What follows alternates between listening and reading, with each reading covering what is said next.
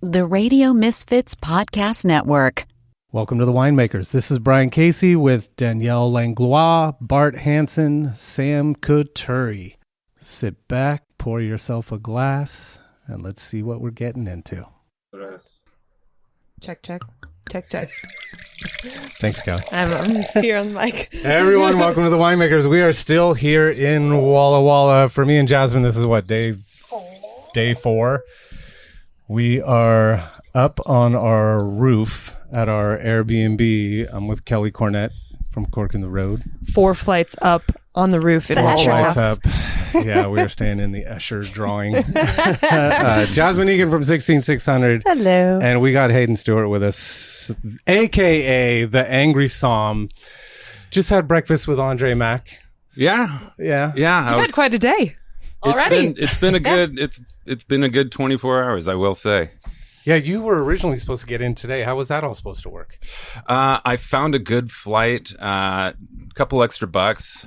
This actually ended up being quite a pain in the bottom. Can I cuss on here? Yeah, of course you can. All right. He looked at you It like was concerned. a fucking nightmare. So the abbreviation for the San Diego airport, where I live, is SAN. Okay. The abbreviation for Orange County is SNA. Okay. I was not paying attention. Yeah. And I ended up ending my flight out of Orange County. And so when I went to check in the night before, I'm like, oh, gosh, I got to wake up at like 4 a.m, get an Uber up to Orange County now. Oh, God, it sucked. You just admitted it, though. So I love that you've taken responsibility for this as being that was your mistake. That was your mistake. And the traffic to John Wayne is not ideal. I mean, probably at 4 a.m. sounds great. It was fine at 4 a.m, and my Uber driver drove in a similar fashion than I would. So I was pretty nice. grateful. Yeah.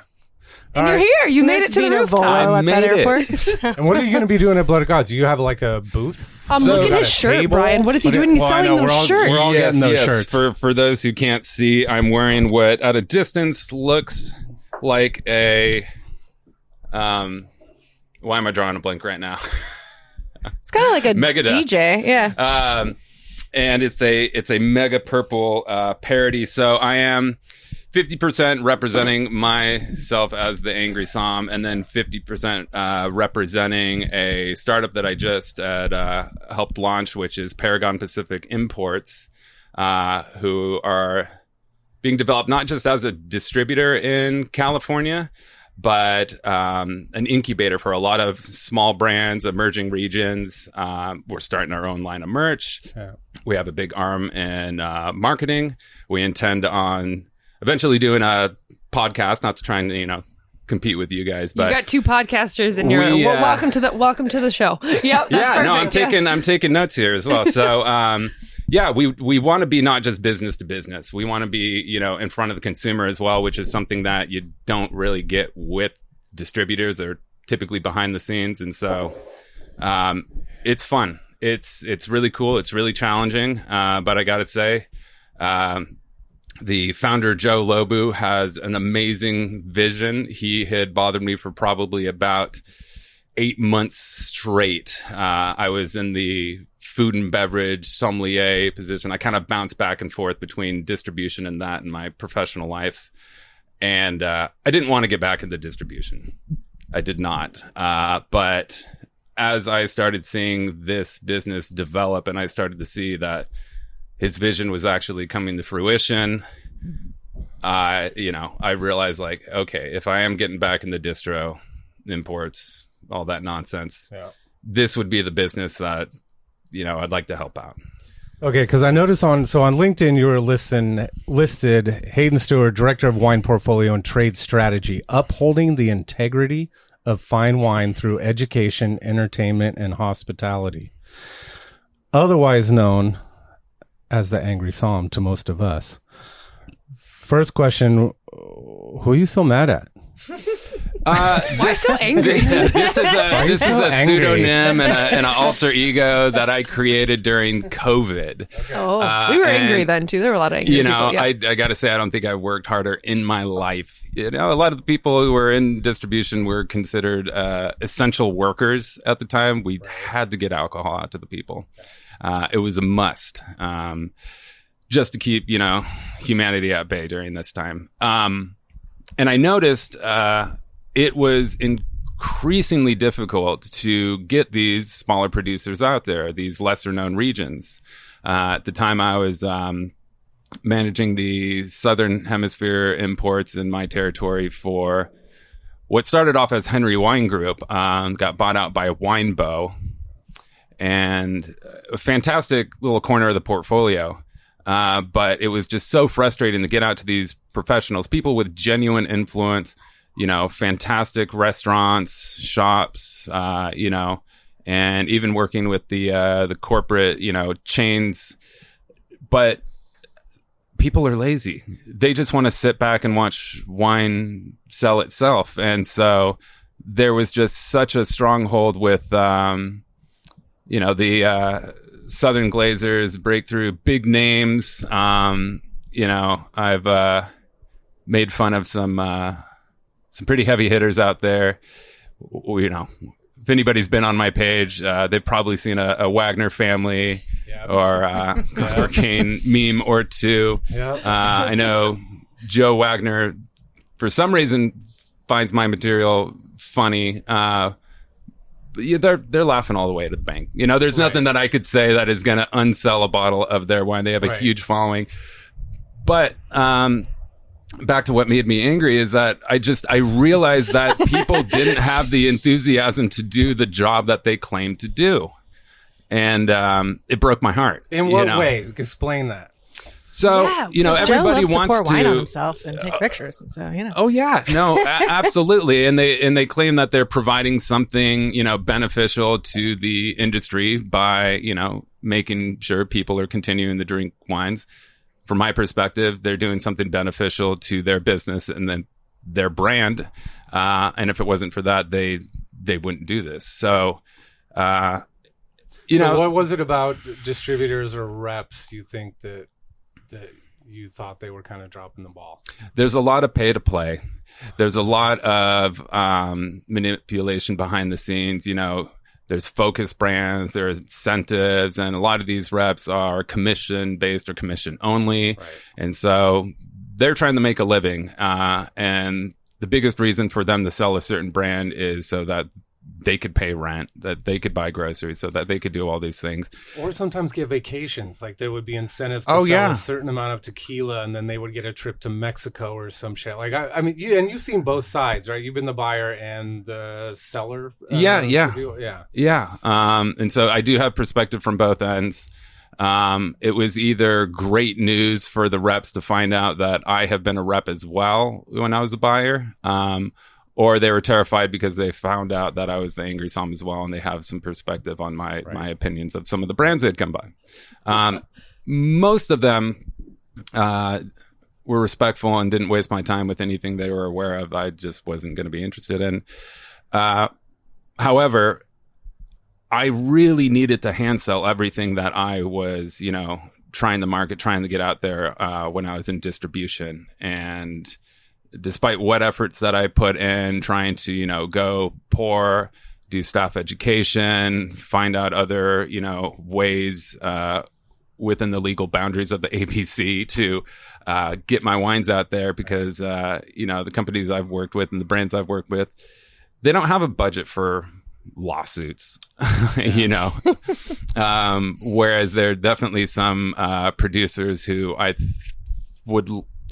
believe just they throw the cost of lawsuits and issues into the price of a bottle. They're willing to give samples. If you're buying 5 cases, they'll give you something else. Yeah, they'll give you 2 cases of samples. Yeah, right. So they're able to play those games. One of the ones that used to bug me was we're here in Walla Walla, so I think it was Cayuse when it was Bionic Frog. I was trying to get a hold of Bionic Frog for a restaurant I was working at, and the rep was like, "Well, you're gonna have to." First, we're going to start you on this, and then you can, if you sell through that, then we'll give you this, and then if you sell through that, then we'll give you access to what you really want. Yeah, no, I somehow was able to get some Bionic Frog allocation just out of the fact that the rep was a fan of the Angry Somm. So that was actually some pretty cool leverage that I was able to pull. But they do that with DRC. And if you want it, then, we're lucky that we have a cool wine shop in Sonoma where he's really good at playing the game and he can move through some inventory. But it's like, why not just make it simple? Yeah. And I understand needing to ration out certain products and make sure that they're going to accounts that are going to champion the brand, but the right account, to me, is not always the most profitable account. And you need somebody who is willing to endorse that brand enthusiastically and ensure that the consumer is going to come back and, be willing to purchase that entry level, quotes around that. The entry level Syrah is not like a $10 bottle of wine, but value the brand for what it is at all spectrums and price points and rarity of wines. And so do you remember some of the first posts, like what it was that kind of set you off? I was thinking he was building this anger, and then when did the page start? When did you realize I have a thing that I need to tell people about? At first, it was definitely me just, shouting at the sky. I didn't have anybody to vent my woes to in the professional world, and I definitely kept it under wraps because I certainly wasn't sure how my employer was going to feel about this at the time. Who was the employer at the time? That was Winebow. It was I started that during the transition when Henry Wine Group was being purchased by Winebow.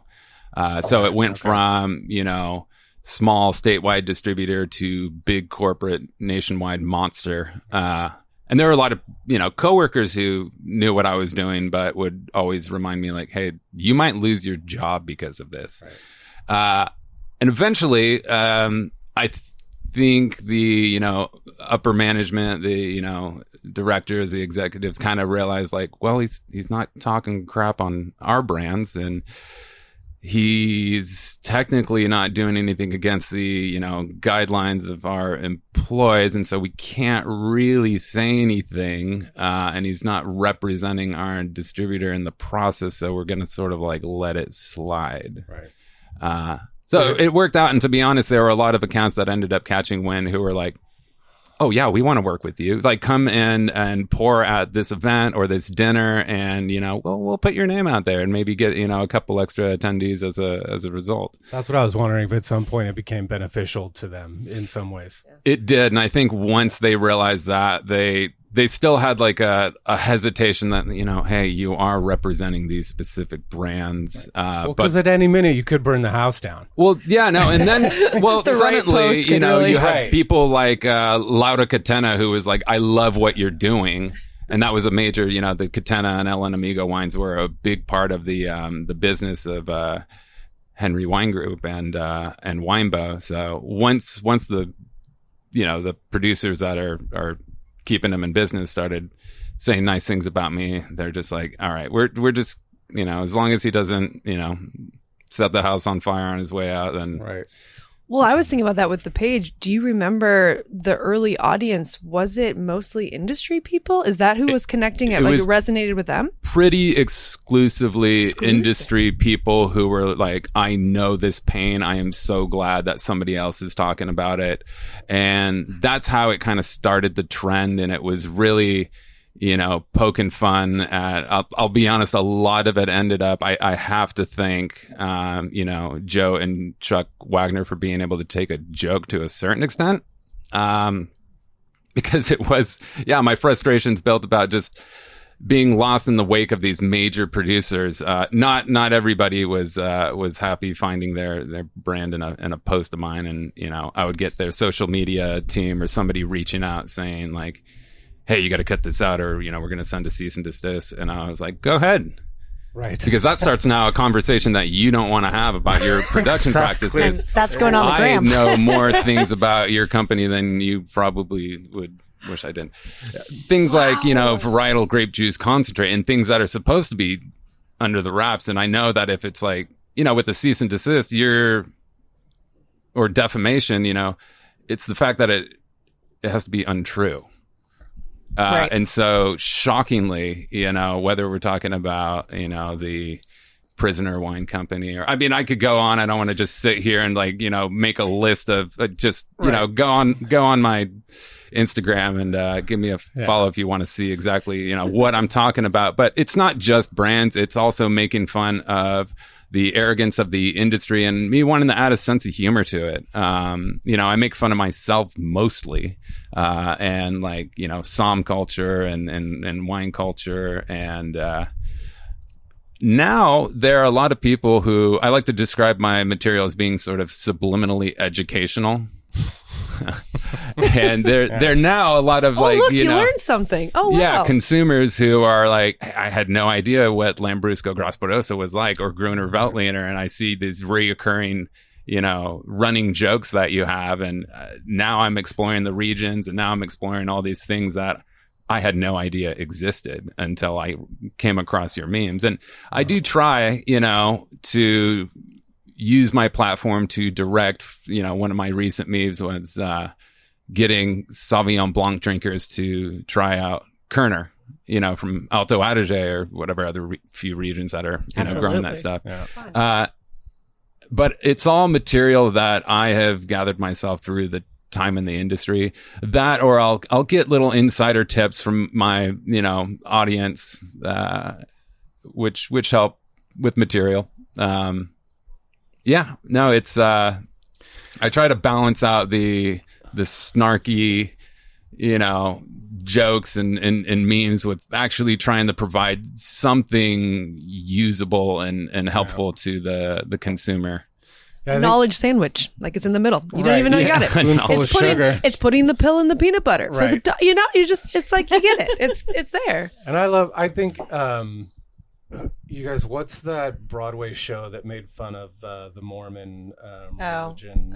Book of Mormon. Book of Mormon. So I was listening to NPR, and it was one of the guys who did, the guys from one about Joseph Smith, and they said, did the Mormon Church ever reach out to you guys and like, have you gotten death threats or anything? And they said, believe it or not, they advertise in our playbill for the play.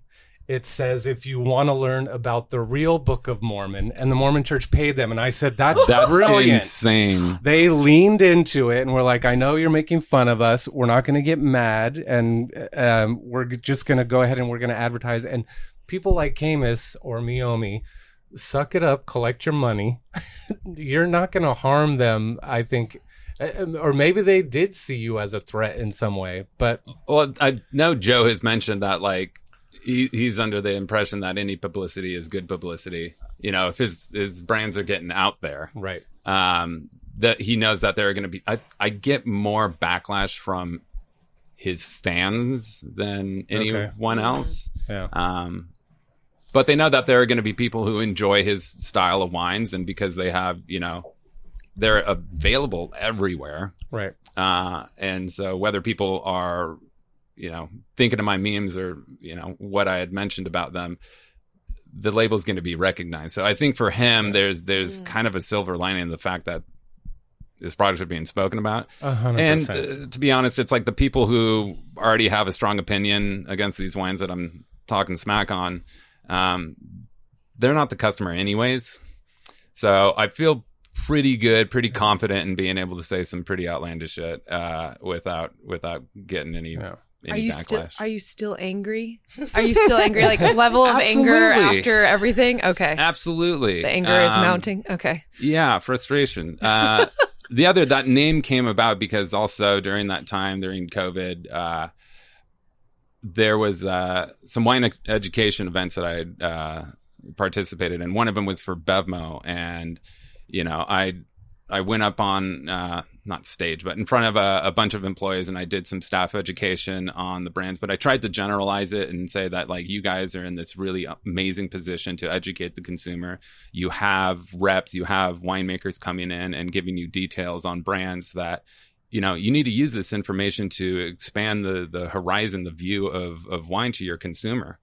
And if you do it with confidence and passion and knowledge behind it, you can get these people to drink anything. And it wasn't just something that I was wishing people would do. Just it's something that I had personally experienced in my time as a sommelier and F&B director. The fact that I was able to work at these country clubs where the audience is known to be pretty much, expensive cabs and Chardonnays from California, and the staple mainstream, categories of wine. And I'm getting these little old ladies who've been drinking New Zealand Sauvignon Blanc for the past 20 years to be ordering cases of Lambrusco, dry Lambrusco from me. I knew that okay, I'm not just, being hopeful or wishful. This is actually possible. That these people who are generally creatures of habits, or they just feel the most confidence in purchasing the same brand over and over again, once you get something good in their glass, right, it's actually really easy to get that return customer and broaden their horizon, which is the whole point of where I am in the industry. And when I say I want to uphold the integrity of fine wine, it has nothing to do with the brands and everything to do with what these brands are, what they stand for, what regions I think need to be, better endorsed.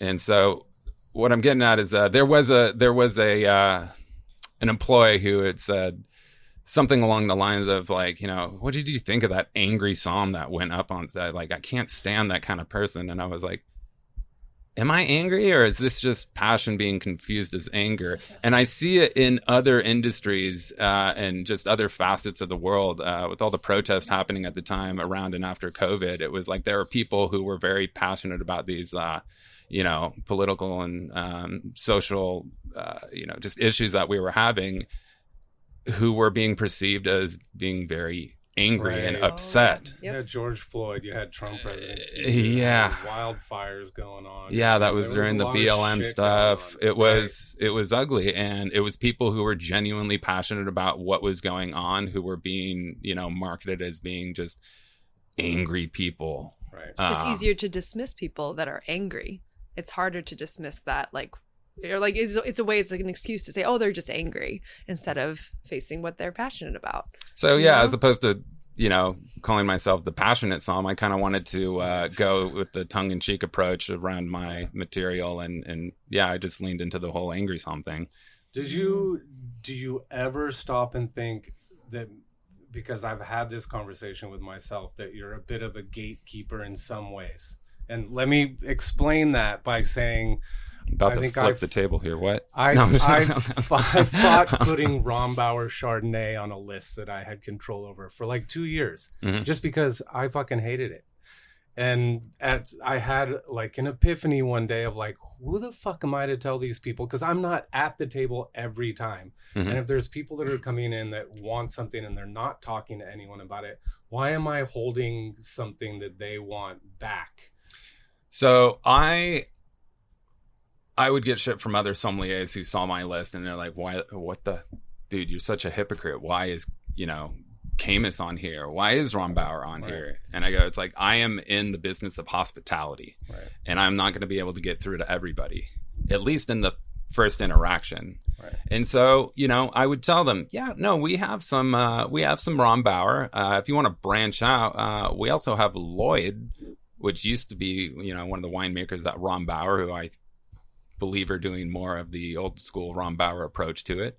If you want to experiment, it's there. I think being adventurous is really important. And then eventually I would come to the table once they gained my trust, and I'd just, I'd want to splash some glasses. Hey, before you order anything off the menu, I have some Mendoza Simeon that has gone through a similar winemaking process, and some other cool things have gone into this that, I think you would like. Yeah. And I splash the glasses, and they go, wow, this isn't, it's not Rombauer, but I really like this. And next thing you know, I have this super obscure wine that I'm pouring for them that they're, requesting from me. And it gets to the point to where it's like, I go to the table, I know what they like, and they go, just bring me, something under 150.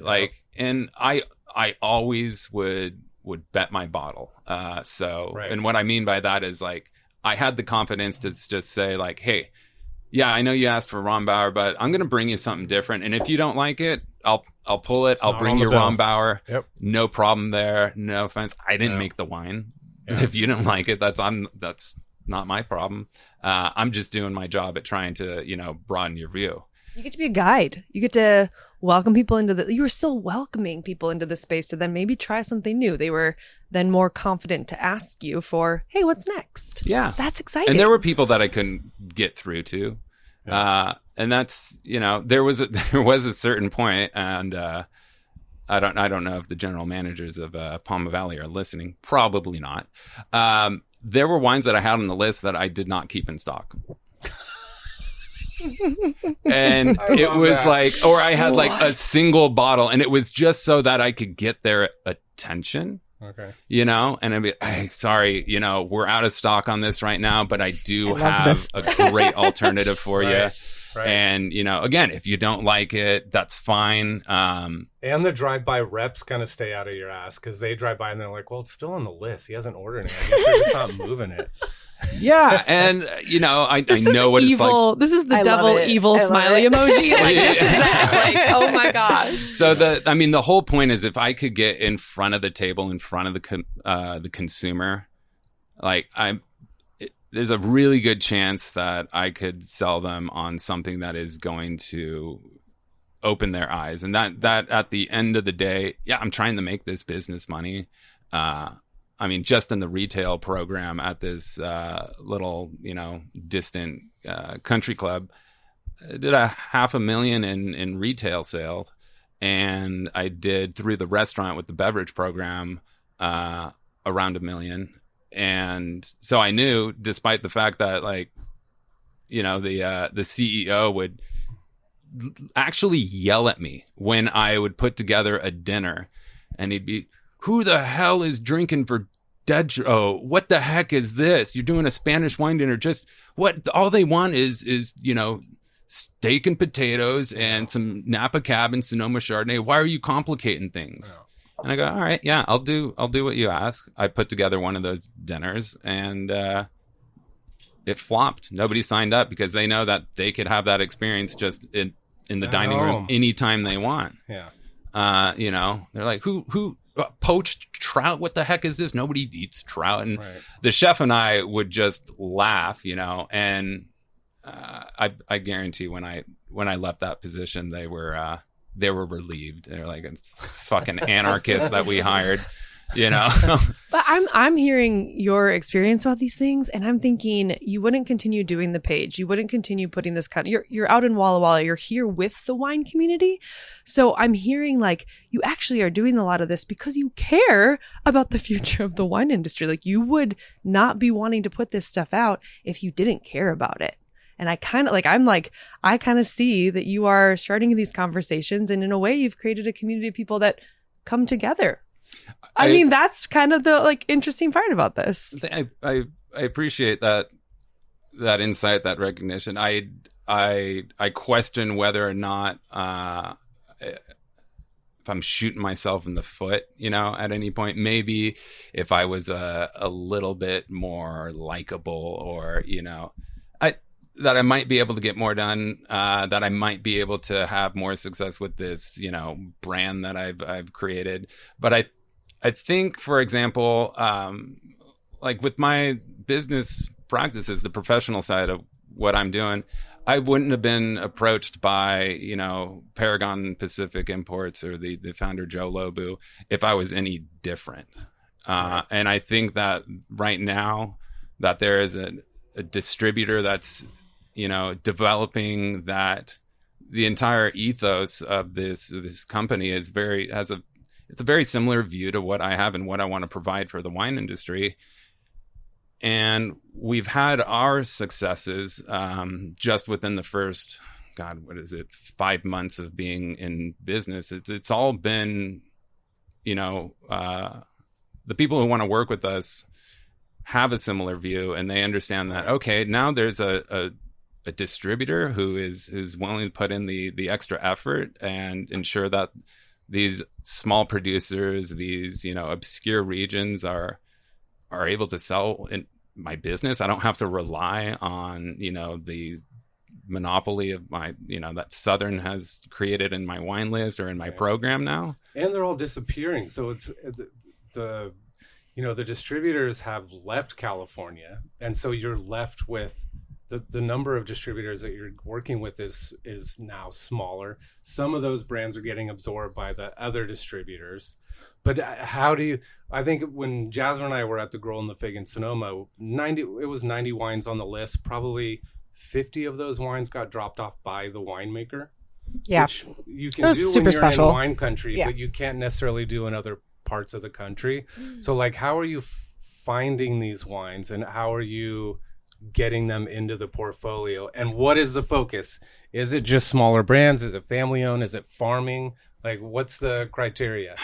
Well, we would like these producers to be willing to scale, for one. Again, we act as an incubator for these brands. So as far as like locally what we've brought on, Grow Grain is somebody who we just brought on board who had reached out to us through the promo video that I had posted on the Angry Somm. Before I was even with Paragon, I had made a little promo video endorsing them and their vision.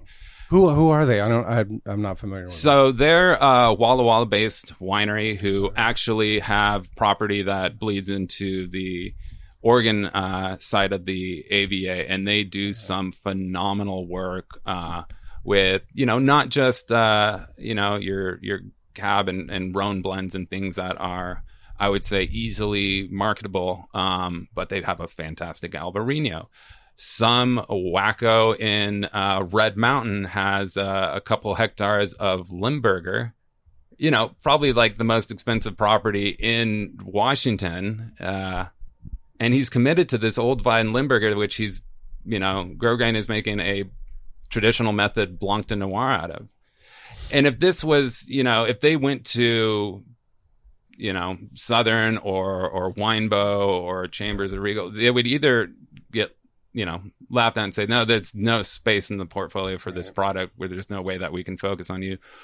Or they would be happy to take their, money and then they get lost in the portfolio. And so then it's just a delivery company at that point, and their sales rely entirely on them. It's basically they've turned into warehouses is what it seems like. Yeah, like a fulfillment center. Yeah. 100%. And so with us, it's we create these action plans where we go, okay, here's what we want to do with your product. We want to find some staple accounts that are going to champion your brand, give you the business, the income, the time in which, we would like you out in market helping, promote the brand. But, depending on whether you're willing to, share equity with us, or if you would like to invest in some sort of broker or brand ambassador to help focus on the brand, we're all for that.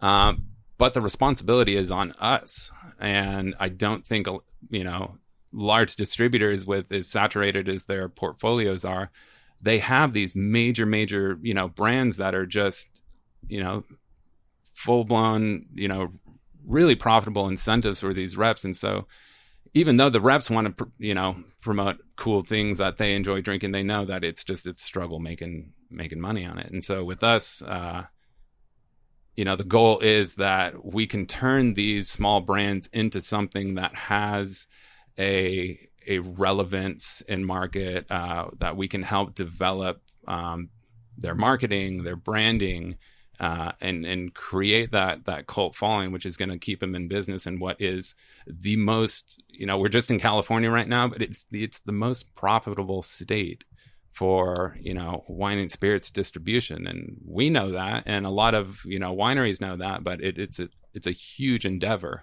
And if you don't have a distributor that's on your side, that's willing to, champion those brands, it's just, for so many people, it's not worth diving into this market, or they just go DTC, And Southern California is a really tough market. Like, I'm from there, and all the wine lists are the same. And it's so frustrating. It's just like, how do you become passionate when you can find Han Merlot and Kendall Jackson Chardonnay on every single menu at every single restaurant you go to? Like, it's just so safe. Part of that, though, is not only the person doing the buying for the restaurant or hotel, but it's communicating that message down through the service staff or the somm or the managers. It's work. And that's why those bigger brands became, they were easy things to put on your wine list because, there's always the person at the table that grabs the wine list. They could easily locate something that they were familiar with. They could purchase it. You had it in stock because you were doing 3 to 5 case purchases of it. It was easy. And restaurants have they're trying to do minimal staffing now, which it's kind of going in the opposite direction. So even if you guys are selling these wines to the restaurant, are you offering to come in and do like staff trainings for people? Beyond that, actually, cool. We offer an entire consultation service. So we will target restaurants in which it always blows my mind. You have these restaurant owners who put so much time and attention to detail into the menu. They're finding the best food suppliers. They're finding the best products. They're really involved in their, the hospitality, the training the servers to be just, fantastic at their job, and all this effort into it. They completely blow it on the beverage program because they only want to go through 1 or 2 distributors. They want to have as few invoices in their, inbox as they can. And so those are actually the accounts that I really want to work with. And I go in there and I say, look, I've been in your position. I'm not just a rep. I want you guys to thrive, and I want you guys to have a reason other than just your cuisine for people to come in. Every meal, you can elevate the cost of that check by 50% if you just include a couple of beverages in which people understand that's going to make the cuisine better. That's going to make the time better. And so, for example, a little restaurant called Lemon Grove Bistro, they were just using Breakthrough, which Breakthrough has amazing wines. They have a really good beer selection. But the rep was kind of dropping the ball with the account, and they realized that they had a monopoly on that menu. And so they felt like they could kind of get away with doing that. Owner got so frustrated. He had learned through the co-owner, the business that I was in. I went and, approached him and had this, kind of light, draft business plan for him. And I said, hey, I know your clients. I know the demographic. I can really help you. And if it's something that, my distributor can't supply, I've worked with everybody else in this area. I know the reps. I know the portfolio. I'm happy making recommendations of things that we don't supply. And it develops a level of trust to the point to where this guy is like, this is unbelievable. Like, I don't have a sommelier. I can't afford one. But if I can sort of rent you and just in exchange have a couple of buy the glasses. That's your knowledge. But I'll make, I understand that a lot of servers don't really consider their jobs as career worthy. Right. And so the enthusiasm to be, a better server isn't always there. They're just kind of coming to collect a paycheck. So I'll make cheat sheets that I'll leave in the service station for them. And I'll say, hey, if you have customers that are asking for A, B, and C, this is what's on the menu that you can recommend them. This is the, when people are ordering these entrees or these appetizers, here's what you can recommend. And that's awesome. Once the servers start to realize oh, now my tips are larger now that, it starts to, there's so many different ways out. I have to realize that, everybody is working a job because they want to make money. Yep. There's always going to be a monetary incentive for them to do better. And I just have to find, what motivates that server, what motivates that restaurant owner.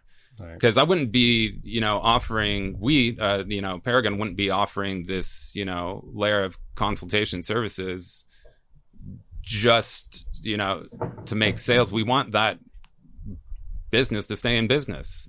so that we can continue working with them, so that we can continue engaging with their customer. And there will be a point in which I would like people to eventually know, the consumer to know the like Paragon Pacific Imports name, go into a shop and ask them, what do you guys have from Paragon? Right. Versus, what do you guys have from Dow? Or, right. Justin commenting, making requests by the name of the producer, but understand that we have done the vetting process for them. How many things are in the portfolio right now? We are between wine and spirits right around the 100 SKU marker. We don't currently advertise our portfolio on the website yet. We want to work as like a concierge service and go, hey, it's not about what we sell, it's what we can do for you with what we have. Interesting. And there are certain accounts that are like, I don't care what you can do for me, I just want to know what you can sell and if it's anything that I need. Mm-hmm. And it's fine. We're gonna develop our portfolio and eventually have it full enough to where we have the confidence in posting it and having it available for people to shop through. But we want to grow methodically and strategically. We're small by design. We don't want managers to have managers that have managers. I've worked with those businesses. A lot of those people above the regional, manager position, they don't really do anything. They just make life difficult, and they sell their, they send shitty emails when numbers are low, and they sell fluffy emails when numbers are high. Yeah. And I don't think that, we need Zoom calls or, Teams meetings every week to try and strategize when we can provide all that information and we can hire the right reps who know what they're doing and could create the strategy and the relationships themselves. And we want our reps to work directly with ownership. That's what's really important for us is we want to streamline everything. We want to focus on passion. We want to be able to endorse, be able to do what we preach, really. I sit here and I, again, shout at the sky as to why the industry isn't able to promote these, smaller brands. Because I remind people, if BV, or Behringer is complaining about the wine business right now, you can imagine how difficult it is for somebody who's, producing less than 3,000 cases, or in some of the brands that we work with, less than 300 cases. Right. I thought it was so interesting when Brian asked you earlier about this, of what kind of brands, what is your ethos of the company? And yes, you have a product, you are selling wine, you're moving wine, and you have the brands, but you talked about how you do business, not what you're selling, but you told us about how you move through the market and your strategy for that. And I thought that was really interesting. It's like, we're a distributor, but this is who we are, is how we do business. And you're trying to be unique in that. And I thought that was just a really interesting way to tell us about who you are. I liked it. Well, it gets people to feel seen. And I feel like right now people want to discover something. They want to be able to have something they can talk to their friends about, or like, look what I'm drinking right now. Mm-hmm. And being able to offer that service, and it's something that, you don't find at the grocery store. To me, it's a way to travel. It's a way to explore. We were just lucky because we worked at a place that had a very unique wine list. And so 90% of the people that came in the door, can we have a glass of Chardonnay? To them. You can have a glass of There was Roussanne. conversations that were constantly going on. And we didn't realize it, I think, when we worked there, how cool that was until you go somewhere else and you're like, oh, that doesn't happen at every place where you get to have those conversations about, we normally drink this. Well, you're not drinking that today. You're going to drink something completely different. And you're going to fucking love it.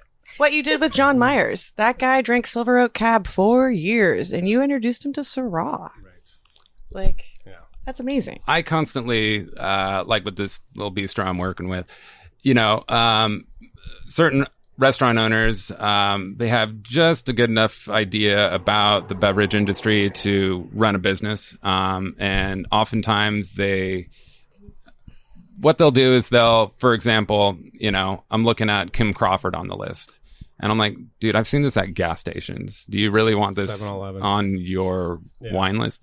And it's, if you're out of options and you want something that's attainable and available in markets that they just don't have the variety, that's what that's there for.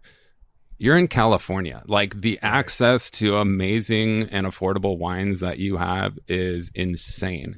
And guess what? If somebody's coming to your restaurant for Sauv Blanc, they're going to buy Sauv Blanc. It doesn't have to be a name brand. Right.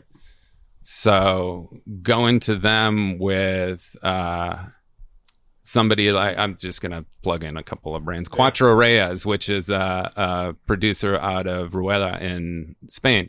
They make an old vine Sauvignon Blanc that, hits the market at such an affordable price. You could put it on the list for about $15 a glass and make a killing. Right. And then you have something like genuinely interesting that actually fits a space that New Zealand Sauv Blanc could never. And not throwing shade at New Zealand Sauv Blanc, I manage Southern Hemisphere imports.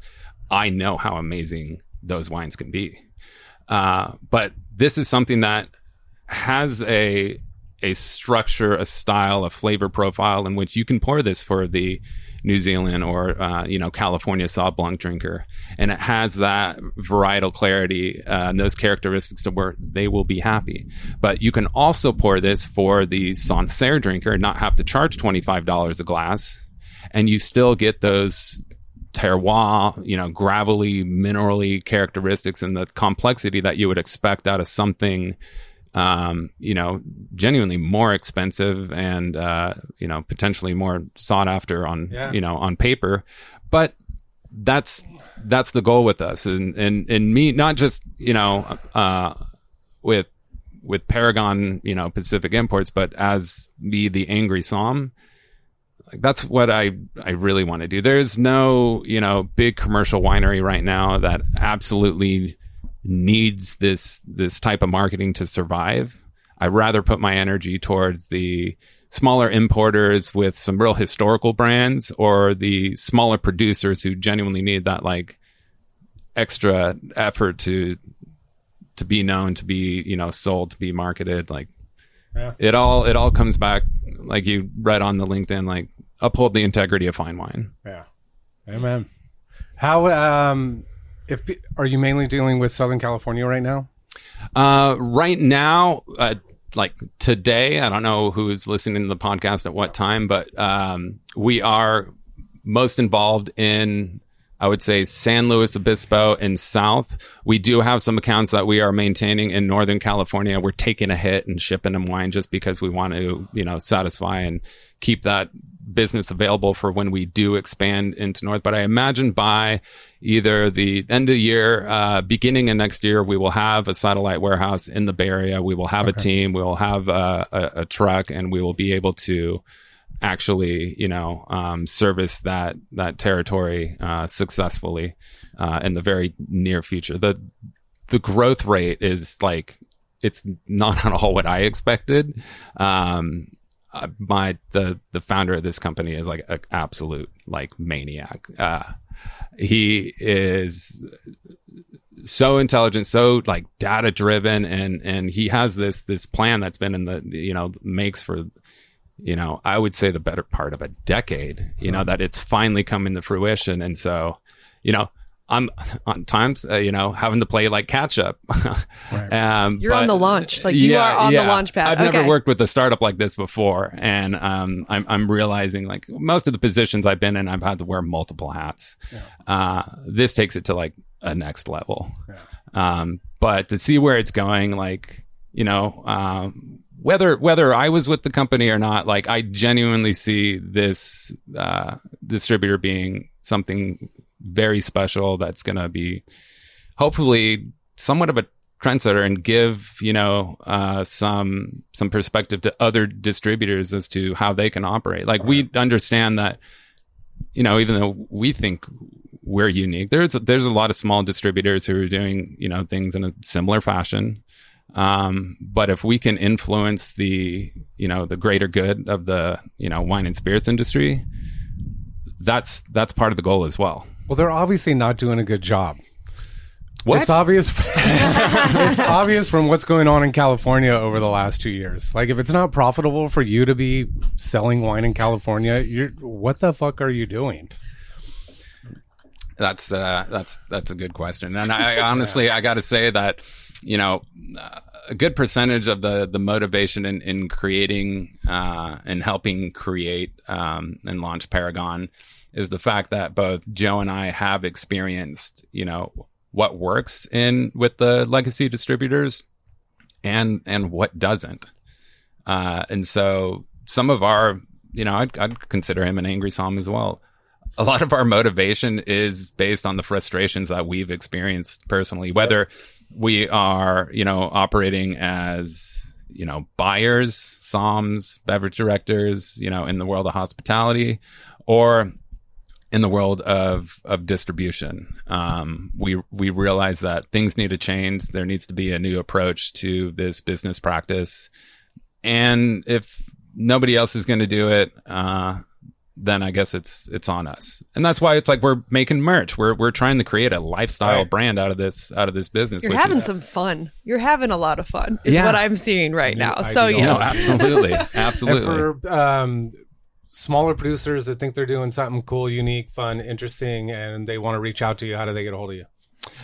They can go to the website, ParagonPacificImports.com. There is an inquiry link in which they can send us their information.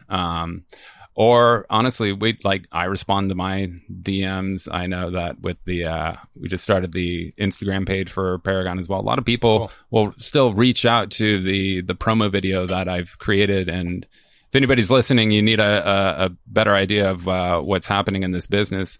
I've pinned it to my page. It's the first video that you see when you go on the Angry Somm. And that paints a decent picture as to like what we're doing and the motivation. And so, send us an email, go to the website, send us a DM. I will say a good 75% of our inquiries have been through social media.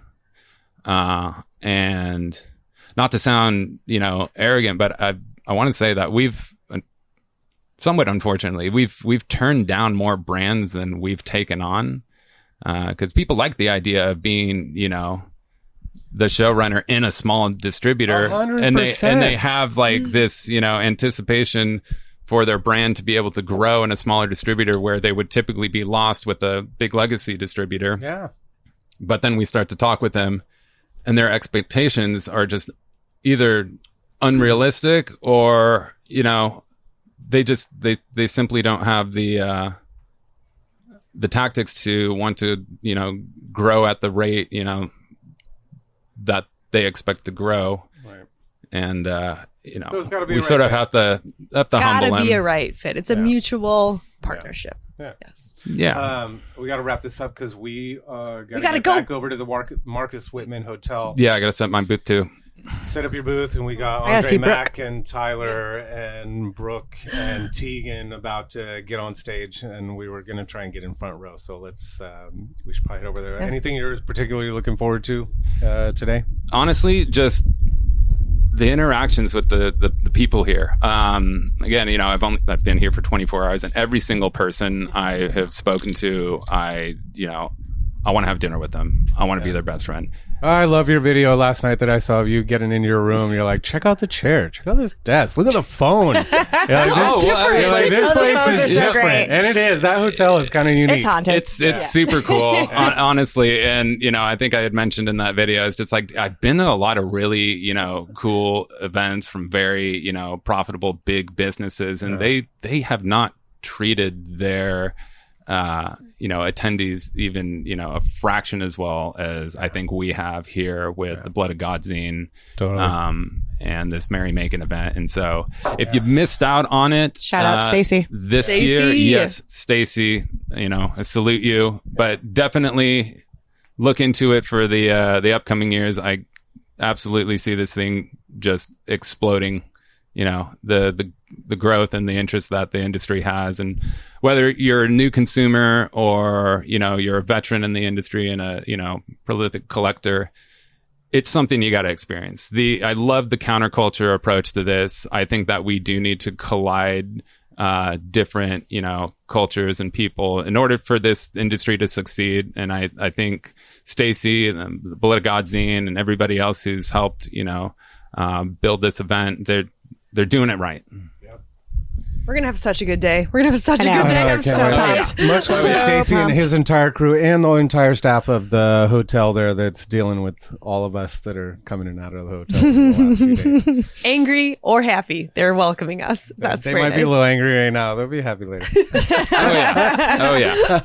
Awesome. Thanks for coming over and hanging out. Dude, thank you so much. I appreciate every second. Yeah. And you guys will we'll get to do a wrap up, but I doubt it. I think we're in for a long day. Oh yeah. Cheers. All right. If you want to leave a nice review, do. If you don't want to leave a nice review, don't. We'll look forward to talking to you next week. Thank you for the privilege of your time. Right on. Cheers.